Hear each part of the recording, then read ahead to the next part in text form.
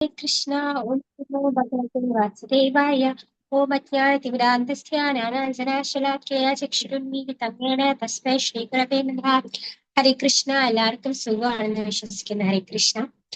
അപ്പോ നമ്മളിപ്പോ ജഗന്നാഥ് രഥയാത്ര നമ്മളെല്ലാ വർഷവും ഓരോരുത്തർ നടത്തുന്നുണ്ട്. ഇസ്കോളിന്റെ ഓരോ സെന്ററിലും നമ്മൾ ജഗന്നാഥ് രഥയാത്ര നടത്തുന്നുണ്ട്. ട്രിവാൻഡ്രത്ത് തന്നെ മൂന്നിടത്ത് നടത്തുന്നുണ്ട് ജഗന്നാഥ് രഥയാത്ര. 3 സെന്ററിലായിട്ട് ജഗന്നാഥ് രഥയാത്ര നടത്തുന്നുണ്ട്. കൊല്ലത്തുണ്ട്, അതേപോലെ പലയിടത്ത് ഇപ്പൊ കേരളത്തിൽ തന്നെ ഒട്ടുമിക്ക ജില്ലകളിലും ജഗന്നാഥ് രഥയാത്ര നടത്തുന്നുണ്ട്. വലിയ രീതിയിൽ നടത്തുന്നുണ്ട്.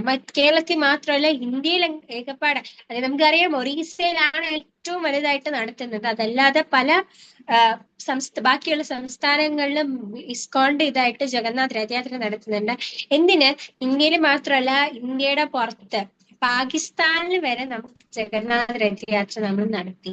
പാകിസ്ഥാനിലല്ലാതെ ഒരുപാട് എടുത്ത് നടത്തി. അപ്പോ ഇന്ത്യയുടെ പുറത്ത് ആദ്യമായി ജഗന്നാഥ് രഥയാത്ര നടന്നത് സാൻ ഫ്രാൻസിസ്കോയിലാണ്. സാൻ ഫ്രാൻസിസ്കോയിലാണ് ആദ്യമായിട്ട് ജഗന്നാഥ് രഥയാത്ര ഇന്ത്യക്ക് പുറത്തായിട്ട് നടക്കുന്നത്. അപ്പോ അത് ശ്രീ പ്രഭുപാദ് സാൻ ഫ്രാൻസിസ്കോയിൽ ഉണ്ടായിരുന്ന സമയത്ത് അദ്ദേഹത്തിന്റെ ശിഷ്യായിട്ടുണ്ടായിരുന്ന മാലതി ദേവി ദാസി എന്ന് പറയുന്ന മാതാജി ഒരിക്കൽ കടയിൽ പോയിട്ട് പ്രസാദത്തിനുള്ള സാധനങ്ങൾ വാങ്ങിക്കായിരുന്നു. അതായത് എന്താ പറയാ, ഗ്രോസറി ഷോപ്പിംഗ് നമ്മൾ പറയുന്നത് വീട്ടിൽ അവിടേക്ക് ആവശ്യമുള്ള സാധനങ്ങളൊക്കെ മേടിക്കായിരുന്നു, കുക്കിങ്ങിന് വേണ്ടിയിട്ടുള്ള സാധനങ്ങൾ. അപ്പൊ അത് മേടിച്ചുകൊണ്ടിരിക്കുന്ന സമയത്ത് മേടിച്ചു കഴിഞ്ഞ് തിരിച്ചു വരുമ്പോ ഒരു ഷോപ്പ്, എന്താ പറയാ, എന്താ പറയാ, ഇങ്ങനെ നമ്മള് ഈ ബൊമ്മകളും കാര്യങ്ങളൊക്കെ വിൽക്കുന്ന സ്ഥലങ്ങളില്ലേ, അതേപോലെ അവിടുത്തെ ഒരു ഷോപ്പില് ഒരു പ്രത്യേകത്തിലൊരു ബൊമ്മ കണ്ടു. അപ്പം ഈ മാതാജിക്ക് ആ ബൊമ്മ കണ്ടപ്പോ ഭയങ്കരമായിട്ട് ഇഷ്ടപ്പെട്ടു. അപ്പൊ മാതാജി എന്ത് ചെയ്തു? ആ ബൊമ്മ മേടിക്കാൻ വേണ്ടിയിട്ട് അകത്ത് കയറി. കാരണം ആ ബൊമ്മ സാധാരണ അവിടുത്തെ കിട്ടുന്ന ബൊമ്മകളെ പോലെയല്ല, അത് പ്രത്യേകത. മാത്രമല്ല, അതിന്റെ താഴെ മെയ്ഡ് ഇൻ ഇന്ത്യ എന്നും കൂടെ എഴുതിയിട്ടുണ്ട്. കാരണം ആ ബൊമ്മയിൽ എന്താ പറയാ, തിലക്കിന്റെ ഇതൊക്കെ ഉണ്ട്. അതുകൊണ്ട് മാതാജി അത് മേടിക്കാൻ വേണ്ടി അകത്ത് കയറി. അങ്ങനെ ആ ബൊമ്മ മേടിച്ചുകൊണ്ടാണ് തിരിച്ച് അവിടെ അപ്പാർട്ട്മെന്റിലേക്ക് പോകുന്നത്. അപ്പൊ ആ സമയത്ത് ടെമ്പിൾ ഉള്ള സ്ഥലവും ഈ ഡിവോട്ടീസ് ഒക്കെ താമസിക്കുന്നത് ഏകദേശം ഒരിടത്താണ്. കാരണം പലയിടത്തായിട്ട് അവർ താമസിക്കില്ല. പ്രഭുപാദും അതേപോലെ പ്രഭുപാദിന്റെ മെയിൻ ആയിട്ടുള്ള ഡിസേബിൾസ് ഒക്കെ, മെയിൻ ആയിട്ടുള്ള ഡിവോട്ടീസ് ഒക്കെ ഒരിടത്താണ് താമസിക്കാം. ആ ഒരു വലിയ അപ്പാർട്ട്മെന്റ് പോലത്തെ ഒരു സ്ഥലത്തായിരിക്കും താമസിക്കാം. ഓരോരുത്തർക്കും ഒരു റൂം. അവിടെ തന്നെ ആയിരിക്കും മെയിൻ ആയിട്ടുള്ള ടെമ്പിൾ ഉണ്ടാവും. അപ്പൊ അതുകൊണ്ട് തന്നെ ഈ മാതാജി ഇതുകൊണ്ട് നേരെ പോയി പ്രഭുപാദിനെ കൊണ്ട് കാണിക്കാം. അപ്പൊ പ്രഭുപാദ് അതൊരു ജഗന്നാഥ് വിഗ്രഹമായിരുന്നു. അതാണ് മാതാജി. കാരണം എങ്ങനെ കൈയില്ലാതെ അത് കണ്ടപ്പോഴത്തേക്ക് മാതാജിക്ക് എന്താണ് മാതാജിക്ക് തന്നെ ഒരു സ്പെഷ്യൽ അട്രാക്ഷൻ അതിനോട് തോന്നി. അപ്പൊ ആ ജഗന്നാഥ് വിഗ്രഹത്തിനെ കൊണ്ട് മാതാജി എന്ത് ചെയ്തു? പ്രഭുപാദിനെ കാണിക്കണം. അപ്പൊ ആ ജഗന്നാഥന്റെ വിഗ്രഹം അല്ല, ബൊമ്മയാണ്. അപ്പൊ ബൊമ്മ കൊണ്ട് കാണിക്കുമ്പോഴത്തേക്ക് പ്രഭുപാദിനെ അത് കാണുമ്പോ പ്രഭുപാദ് ജഗന്നാഥനെ കണ്ട ഉടനെ പ്രഭുപാദിനെയും നമസ്കരിച്ചതിന് ശേഷം പ്രഭുപാദ് പറയും. അപ്പൊ മാതാജി ചോദിക്കും, ഇത് എന്ത് വിഗ്രഹമാണ് ചോദിക്കും. ഞാൻ പറഞ്ഞു, അത് സാൻ ഫ്രാൻസിസ്കോയിലാണ് നടക്കുന്നത്. അപ്പൊ അവിടെയുള്ള ഡിവോട്ടീസ് ഒന്നും ഇന്ത്യയിലുള്ള ആൾക്കാരല്ല, അവിടെയുള്ള ആൾക്കാരാണ്. അപ്പൊ മാലതി ദേവി ദാസി എന്ന് പറയുന്ന അവിടെയുള്ള ഒരു ഫോറിനർ ആണ്. അപ്പൊ അതുകൊണ്ട് ആ മാതാജിക്ക് ഈ ജഗന്നാഥനെ പറ്റിയോ അതിനെ പറ്റി വേണം അവിടെയുള്ള ആൾക്കാരൊന്നും അവിടെയുള്ള ആർക്കും അറിയത്തില്ല അങ്ങനെ. കാരണം അവർക്ക് ഭഗവാൻ രാധാറാണി അങ്ങനത്തെ ഒക്കെ അറിയാവും. അങ്ങനെ ജഗന്നാഥിനെ പറ്റിയൊന്നും അവർക്കധികം അറിയില്ല. അപ്പൊ എന്ന് ചോദിച്ചപ്പോൾ പ്രഭുപാദ് പറഞ്ഞു, ഇത് ജഗന്നാഥ് വിഗ്രഹമാണ്. ഇത് അതായത് പുരിയിലെ ഒഡീസ, ഇന്ത്യയിലെ തന്നെ പുരിയിലെ ഒഡീസയില് വലിയൊരു എന്താ പറയാ അമ്പലമുണ്ട്, അവിടെയുള്ള ജഗന്നാഥ് വിഗ്രഹമാണെന്ന് പറയും. അപ്പൊ പ്രഭുപാദ് പറയും, ഇതൊറ്റയ്ക്കല്ല, ഇതിന്റെ കൂടെ അല്ലാത്ത ബൊമ്മകളും കൂടെ ഉണ്ട്, രണ്ടല്ലാത്ത രൂപങ്ങളും കൂടെ ഉണ്ട്. അപ്പൊ അത് പോയി മേടിക്കണം എന്ന് പറയും. അപ്പൊ ഈ മാതാജിയുടെ ഹസ്ബൻഡും കൂടെ ചേർന്ന് എന്ത് ചെയ്തു? ആ കടയിൽ പോയപ്പോ ബാക്കി സുഭദ്രാദേവിയും ബൽദേവും അവിടെ തന്നെ ഉണ്ടായിരുന്നു. കാരണം നമുക്കറിയാം, ജഗന്നാഥ് ഇങ്ങനെ ഒറ്റയ്ക്ക് ജഗന്നാഥ് മാത്രമായിട്ട് ഇങ്ങനെ വരത്തില്ല, കൂടെ എപ്പോഴും സുഭദ്രാദേവിയും ബൽദേവും ഉണ്ട്. അപ്പൊ ആ വിഗ്രഹത്തിനെ അവിടെ ആ ടെമ്പിളിൽ കൊണ്ട് വെച്ചു. അപ്പൊ പ്രഭുപാദ് പറയും, നമുക്കിനി ഇതിനെ എന്താ പറയാ, ശില്പം ചെയ്യണം. അതായത് ഇതിന്റെ വിഗ്രഹം ചെയ്യണം. അവിടെ ബൊമ്മയാണല്ലോ ഉണ്ടായിരുന്നത്, ആ ബൊമ്മയല്ലാതെ ഇതിന്റെ ഡയറക്റ്റ് വിഗ്രഹം ചെയ്യണം എന്ന് പറയും. പ്രഭുപാദ് പറയും, ഇങ്ങനെ വിഗ്രഹങ്ങളൊക്കെ ചെയ്യുന്ന ആളില്ലേ, അയാളെ വിളിക്കണം, ഏറ്റവും നല്ലതായിട്ട് ചെയ്യണം, അയാളെ വിളിക്കണം എന്ന് പറയും. അപ്പൊ മാതാജി പറയും, എന്റെ ഹസ്ബൻഡ് ഈ വിഗ്രഹങ്ങളൊക്കെ ചെയ്യുന്ന ആളാണ്, അതുകൊണ്ട് അത് ചെയ്യാം, എന്റെ ഹസ്ബൻഡ് ചെയ്തോളും എന്ന് പറയും. അപ്പൊ ആ പ്രഭു, അതായത് മാലതി മാതാജിയുടെ ഹസ്ബൻഡ് ആയിട്ടുള്ള പ്രഭു അത് സമ്മതിക്കും. അങ്ങനെ അന്ന് തൊട്ട് അദ്ദേഹം അവിടെ പോയി ഈ തടികളൊക്കെ കൊടുക്കുന്ന സ്ഥലത്ത് പോയി നല്ല ചുവന്ന തടി മേടിച്ച് അമ്പലത്തിൽ അവിടെ കൊണ്ടുവച്ച് അദ്ദേഹത്തിന്റെ റൂമിൽ കൊണ്ടുവച്ചിട്ട് എന്ത് ചെയ്യും, വിഗ്രഹങ്ങളെ ഉണ്ടാക്കാൻ തുടങ്ങും. അങ്ങനെ ജഗന്നാഥ്, ബൽദേവ്, സുഭദ്ര 3 വിഗ്രഹങ്ങള് 3 തടിയിലാണ് ഉണ്ടാക്കുന്നത്. അപ്പൊ ഏകദേശം പകുതി ആവാറാണ്. അപ്പൊ പ്രഭുപാദ എല്ലാ പ്രാവശ്യവും, എല്ലാ ദിവസവും, അല്ലെങ്കിൽ ഒരു ദിവസം തന്നെ ഒരു 2-3 പ്രാവശ്യം വരെ പ്രഭുപാദ വിഗ്രഹങ്ങളെ നോക്കും. എന്നിട്ട് ഇദ്ദേഹത്തിന് എന്തെങ്കിലും കുറവൊക്കെ ഉണ്ടെങ്കിൽ പറഞ്ഞു കൊടുക്കും. അപ്പൊ ഒരു പ്രാവശ്യം പ്രഭുപാദ വന്ന സമയത്ത് അതിന്റെ സൈഡിൽ ഒരു സിഗരറ്റ് പാക്കറ്റ് ഉണ്ടായിരുന്നു. ആ വിഗ്രഹങ്ങൾ അദ്ദേഹത്തിന് ഒരു സൈഡിലായിട്ട് ഒരു സിഗരറ്റ് പാക്കറ്റ് ഉണ്ടായിരുന്നു. അപ്പൊ പ്രഭുപാദ് ഇദ്ദേഹത്തിനോട് പറഞ്ഞു, നീ ഭഗവാനുമായിട്ടുള്ള കണക്ഷൻ, അങ്ങേക്ക് ഭഗവാനുമായിട്ടുള്ള കണക്ഷൻ തടസ്സം ചെയ്യുന്നത് ഈ സിഗരറ്റ് പാക്കറ്റ് ആണ്. അതിനെ മാറ്റിക്കഴിഞ്ഞാൽ അങ്ങേക്ക് തിരിച്ച് ഭഗവാൻ അടുത്തേക്ക് എത്താൻ പറ്റുന്നതാണ്. അപ്പൊ പ്രഭുപാദിന്റെ ആ ഒരു പറഞ്ഞത് കൊണ്ട് തന്നെ അദ്ദേഹത്തിന് അത്രയും മനസ്സിൽ അത് ഉൾക്കൊള്ളാൻ പറ്റി. അദ്ദേഹം അന്ന് തൊട്ട് സിഗരറ്റ് വലിക്കുന്നത് അല്ലെങ്കിൽ സ്മോക്കിംഗ് അദ്ദേഹം അന്ന് തൊട്ട് ക്വിറ്റ് ചെയ്തു. അന്ന് തൊട്ട് ചെയ്തില്ല. അങ്ങനെ ഒരു 2 ആഴ്ച കഴിഞ്ഞപ്പോഴത്തേക്കും അവർക്ക് ജഗന്നാഥ് വിഗ്രഹം നന്നായിട്ട് കിട്ടുകയും ചെയ്തു. അദ്ദേഹം പെയിന്റ് ഒക്കെ ചെയ്തു, വിഗ്രഹങ്ങൾ അവിടെ ശരിയായി. അത് കഴിഞ്ഞ് അവിടെ അമ്പലത്തിൽ തന്നെ, അവരുടെ ഇസ്കോൺ ടെമ്പിളിൽ തന്നെ, അവിടെ ഉണ്ടായിരുന്ന ഇസ്കോൺ ടെമ്പിളിൽ തന്നെ പ്രഭുപാദ അത് 3 ജഗന്നാഥ്, ബൽദേവ്, സുഭദ്രനെ സ്ഥാപിക്കുകയും ചെയ്തു. അങ്ങനെ അതാണ് ആദ്യമായിട്ട് ഇന്ത്യക്ക് പുറത്ത് നമ്മൾ ഒരു ജഗന്നാഥ് വിഗ്രഹം, ജഗന്നാഥ്, ബൽദേവ്, സുഭദ്രനെ സ്ഥാപിക്കുന്നത് അല്ലെങ്കിൽ ചെയ്യുന്നത്. അന്ന് ആദ്യമായിട്ട് പ്രഭുപാദ് സാൻ ഫ്രാൻസിസ്കോയിൽ. ഇത് നടക്കുന്നത് ഇപ്പോഴൊന്നും അല്ല, ഒരു എന്താ പറയാ, ഒരു കുറെ വർഷങ്ങൾക്ക് മുമ്പാണ്. ഏകദേശം ഒരു 50 വർഷങ്ങളൊക്കെ ആയിട്ടുണ്ട്. അത്രയ്ക്ക് മുമ്പാണ് നടക്കുന്നത്, പ്രഭുപാദിന്റെ സമയത്താണ്. അപ്പൊ നല്ല വർഷങ്ങൾക്ക് മുമ്പാണ്. അപ്പൊ അപ്പൊ പ്രഭുപാദ് പറയും, ജഗന്നാഥ്, ബൽദേവ്, സുഭദ്രേനെ നമുക്ക് വച്ചാ പോരാ, ഇവിടെ രഥയാത്ര നടത്തണം. അവിടെ അന്ന് എന്താണ് പുരിയിൽ വലിയ ഇതാണ്, അതേപോലെ ഇവിടെയും രഥയാത്ര നടത്തണം എന്ന് പറയും. അങ്ങനെ അവര് പെട്ടെന്ന് തന്നെ ഒരു രഥം അവര് എടുക്കുകയും, കാരണം രഥമൊക്കെ കിട്ടാൻ വലിയ പാടില്ല. അപ്പൊ രഥമൊക്കെ എടുക്കുകയും അത് അതേപോലെ ഫിക്സ് ചെയ്യും. എന്നിട്ട് അന്ന് ആദ്യമായിട്ട് അവിടെ ജഗന്നാഥ് രഥയാത്ര നടത്താണ്. ഇന്ന ഡേറ്റ് ഒക്കെ ഫിക്സ് ചെയ്ത് ജഗന്നാഥ് ഭക്തന്മാരൊക്കെ കീർത്തനം ചെയ്ത് ജഗന്നാഥിനെ കൊണ്ടുപോകണം. അങ്ങനെയാണ് ഇന്ത്യക്ക് പുറത്ത് ആദ്യമായിട്ട് ജഗന്നാഥ് രഥയാത്ര നടത്തുന്നത്.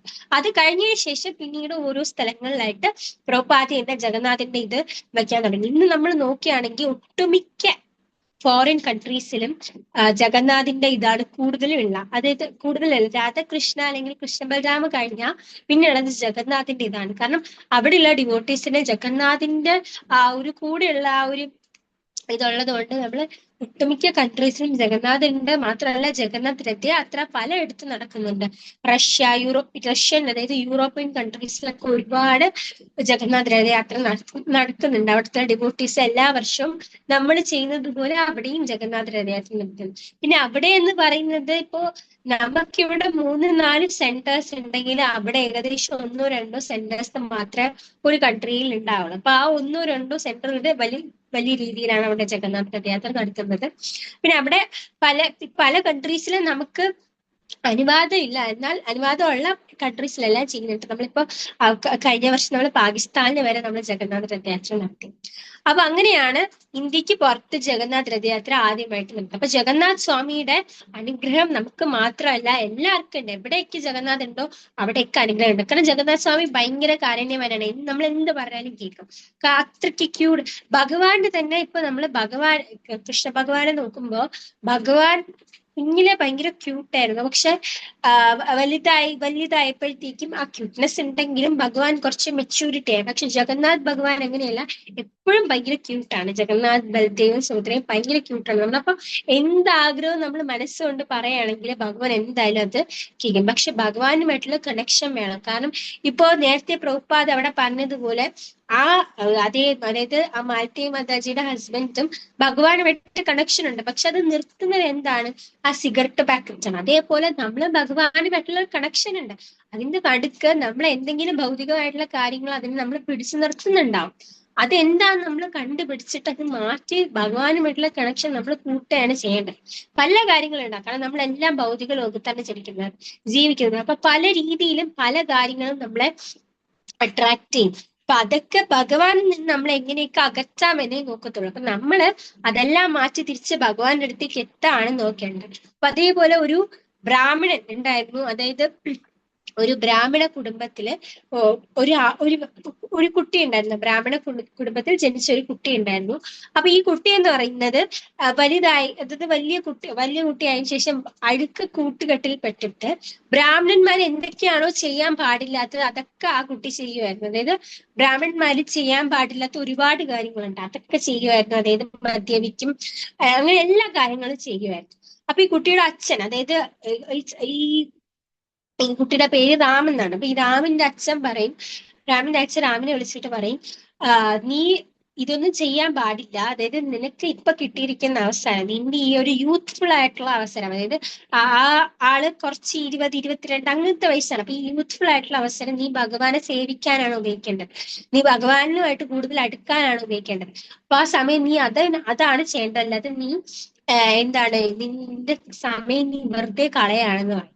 അപ്പൊ ഈ കുട്ടി വലിയ കാര്യമൊന്നും അതിനെ വെച്ചില്ല. കാരണം ആ കുട്ടിക്ക് തന്റെ അതായത് ആ തന്റെ ഇന്ദ്രിയങ്ങളെ എങ്ങനെയൊക്കെ ഇത് ചെയ്യണം ആ ഒരു ഇതേ ചിന്തയുള്ളൂ. അതുകൊണ്ട് അച്ഛൻ പറയുന്നൊന്നും കേളില്ല. അപ്പൊ എന്നിട്ട് അദ്ദേഹം പറയും, എന്തൊക്കെ ചെയ്യാൻ പാടില്ല എന്നും അവനെ കുറിച്ച് കംപ്ലൈന്റ് ആണ് അച്ഛനെ കിട്ടാറ്. അപ്പൊ എന്തൊക്കെ ബ്രാഹ്മണ ഇതില് അല്ലെങ്കിൽ വൈഷ്ണവരുടെ ഇതിൽ എന്തൊക്കെ ചെയ്യാൻ പാടില്ല എന്ന് പറഞ്ഞിട്ടുണ്ടോ അതൊക്കെ ആ കുട്ടി ചെയ്യും. മാംസങ്ങൾ കഴിക്കും, അങ്ങനെ എല്ലാം ചെയ്യും. അപ്പൊ എന്നിട്ട് ഈ കുട്ടിയുടെ അച്ഛൻ പറഞ്ഞു, ഇനി നിനക്ക് ഇവിടെ നിൽക്കണം, ഇത് എന്റെ ചെലവില് നിനക്ക് ഇവിടെ നിൽക്കണം എന്നുണ്ടെങ്കിൽ നീ ഭഗവാനെ വിളിച്ചേ പറ്റൂ, ഇല്ലെങ്കിൽ നിനക്ക് ഇവിടെ ഇറങ്ങി പോവാന്ന് പറഞ്ഞു. ഈ കുട്ടി പറഞ്ഞു, ശരി, ഞാൻ എന്തിനാ ഇവിടെ നിൽക്കുന്നത്, ഞാൻ ഇറങ്ങി പൊക്കോളാം, എനിക്ക് ജീവിക്കാനൊക്കെ അറിയാന്ന് പറഞ്ഞ് ഇവൻ ഇറങ്ങിപ്പോവും. ഇറങ്ങിപ്പോയിട്ട് ആദ്യം കുറച്ചു ദിവസം കൂട്ടുകാരന്റെ അവിടെ നിന്നിട്ട് പിന്നീട് കുറച്ച് പൈസ എവിടെ നിന്നൊക്കെയോ ഉണ്ടാക്കി ഒരു വീട്ടിലോട്ട് മാറി. എന്നിട്ട് അവിടെ താമസിക്കാൻ തുടങ്ങി. അങ്ങനെ അവിടെ താമസിച്ച് താൻ ചെയ്തുകൊണ്ടിരുന്ന കാര്യങ്ങൾ തന്നെ അവൻ ചെയ്തുകൊണ്ടേയിരിക്കും.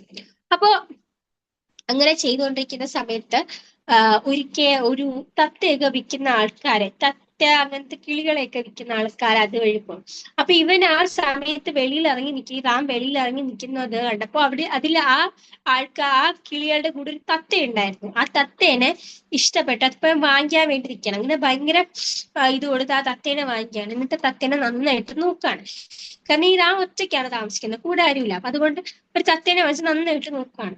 ഈ തത്ത എവിടെ നിന്ന് അറിയില്ല, തത്തയ്ക്ക് ഭഗവാന്റെ ഒരു കാരുണ്യം ഉള്ളത് കൊണ്ട് അത് ഭഗവാന്റെ നാമം, അതായത് ഹരികൃഷ്ണ നാമം ജപിക്കാനുള്ള ഒരു ഇതുണ്ട്. അപ്പൊ തത്ത ഹരേ രാം എന്ന് മാത്രം പറയും. അപ്പൊ ഇദ്ദേഹത്തിന്റെ പേര് രാമാണ്. അപ്പൊ ഹരേ രാം എന്ന് പറയും. അപ്പൊ ഇദ്ദേഹം വിചാരിക്കും തന്നെയാണ് വിളിക്കുന്നത്, ഹരേ രാം എന്ന് പറഞ്ഞ് കേൾക്കും. അപ്പൊ ഇങ്ങനെ ഹരേ രാം എന്ന് പറയും. അപ്പൊ ഈ തത്ത ഇങ്ങനെ എല്ലാ ദിവസവും ഹരേ രാം പറയും. അപ്പൊ ഈ രാം ആണെങ്കിൽ ഇതിനെ സംസാരിക്കാനൊക്കെ ട്രെയിൻ ചെയ്യും, ഹരേ രാം എന്ന് പറയാം. അങ്ങനെ ഒരുപാട് വർഷങ്ങൾ കഴിഞ്ഞു. അപ്പൊ ഈ തത്തയും ഇദ്ദേഹവും, അതായത് ഈ രാമും മരിക്കാനുള്ള ആ ഒരു സ്റ്റേജായി. അപ്പൊ രണ്ടുപേരും ഒരേ സമയത്താണ് മരിക്കുന്നത്. അപ്പൊ ഈ തത്ത അവസാനമായി പറയുന്നത് ഹരേ രാം എന്നാണ്. അത് കേട്ടിട്ട് ഈ രാമും അവസാനം ഹരേ രാം എന്നാണ് പറയുന്നത്. തത്ത പറഞ്ഞത് കേട്ടിട്ടാണ് ആ സമയത്ത് അങ്ങനെ പറയുന്നത്. അപ്പൊ എന്ത് ചെയ്യും, ഇവർ രണ്ടുപേരും ഒരേ സമയത്ത് മരിക്കും. അപ്പൊ യമദൂതന്മാര് യമരാജാവ് പറയും, ഈ ലോകത്തെ തെറ്റ് ചെയ്ത ആൾക്കാരെയൊക്കെ വിളിച്ചുകൊണ്ട് വരാൻ പറയും. അങ്ങനെ യമദൂതന്മാര് ഇവിടെ എടുക്കാൻ വേണ്ടി പോകുമ്പോ അതിന് മുമ്പ് അവിടെ ആൾക്കാരുണ്ട്. അവിടെ ആൾക്കാർ വന്നിട്ടുണ്ടായിരുന്നു. ഭഗവാന്റെ ദൂതന്മാർ അതിന് മുമ്പേ അവിടെ വന്ന് അവരെ എടുത്തോണ്ട് പോകാനുള്ള ഇതിലായിരുന്നു. അപ്പൊ യമദൂതന്മാര് പറയും, മതങ്ങൾ ശരിയാവും, ഞങ്ങളല്ലേ വന്ന്, ഇയാൾ ഇത്രയും ദിവസം ഒരുപാട് തെറ്റ് ചെയ്ത ആളാണ്, അപ്പൊ അയാളെങ്ങനെ കൊണ്ടുപോകാൻ പറ്റില്ല, ഞങ്ങളാണ് വന്ന് ഞങ്ങൾക്ക് യമലോകത്തേക്ക് കൊണ്ടുപോകണം എന്ന് പറയും. അപ്പൊ വിഷ്ണുദൂതന്മാര് പറയും, അത് ശരിയാവില്ല, അവസാനം പറഞ്ഞത് രാമനാമമാണ്, അതുകൊണ്ട് ഞങ്ങൾക്ക് വിട്ടുതരാൻ പറ്റില്ല, ഞങ്ങൾക്ക് ഭഗവാന്റെ അടുത്തേക്ക് കൊണ്ടുപോകണം. അത്രയും ഇന്നസെന്റ് ആയിട്ടുള്ള അത്രയും നല്ല ഒരു ആത്മാവിനെയാണ് നിങ്ങൾ യമലോകത്തേക്ക് കൊണ്ടുപോകാൻ വേണ്ടി നിൽക്കുന്നത്, പറ്റത്തില്ല എന്ന് പറയും. അങ്ങനെ അവർ രണ്ടുപേരും അവര് തമ്മിൽ അവിടെ ഭയങ്കര അടിയായി. അവസാനം വിഷ്ണുദൂതന്മാര് യമദൂതന്മാരെ അടിക്കുന്ന സമയം വരെ വരും.